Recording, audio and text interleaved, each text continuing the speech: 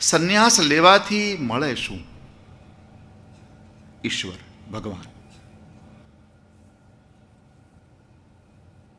અને ભગવાનને મેળવવા માટે જ સંન્યાસ લેવાય, બાકી બીજા કોઈ કારણસર સંન્યાસી ન બને.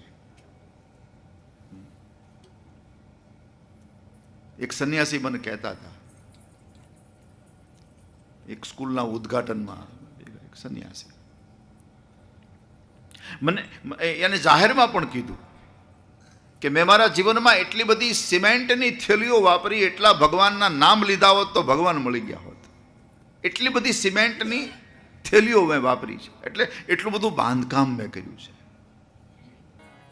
તો પછી ભગવાન ઘરમાં બેઠા છે, પુત્ર બનીને આવ્યા છે, તો હવે સંન્યાસ લીધા પછી કોણ મળવાનું છે?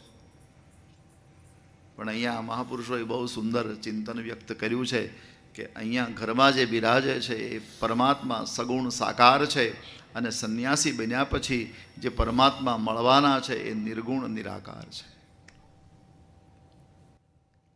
વ્યક્તિએ એક જન્મમાં એકની પસંદગી કરવાની હોય, યા તો સગુણ યા તો નિર્ગુણ. જ્ઞાન માર્ગ નિર્ગુણનો માર્ગ છે, ભક્તિ માર્ગ સગુણનો માર્ગ છે. પણ એક સંત આપણા ભારત વર્ષમાં એવા થયા છે કે જેણે એક જ અવતારમાં સગુણ અને નિર્ગુણ બેયની પ્રાપ્તિ કરી છે. એ છે કરદમ. અને એક બીજા અર્થમાં એ અવસ્થાનો ઉપયોગ કરવા ગયા છે. સંન્યાસ છે ને એ અવસ્થા છે.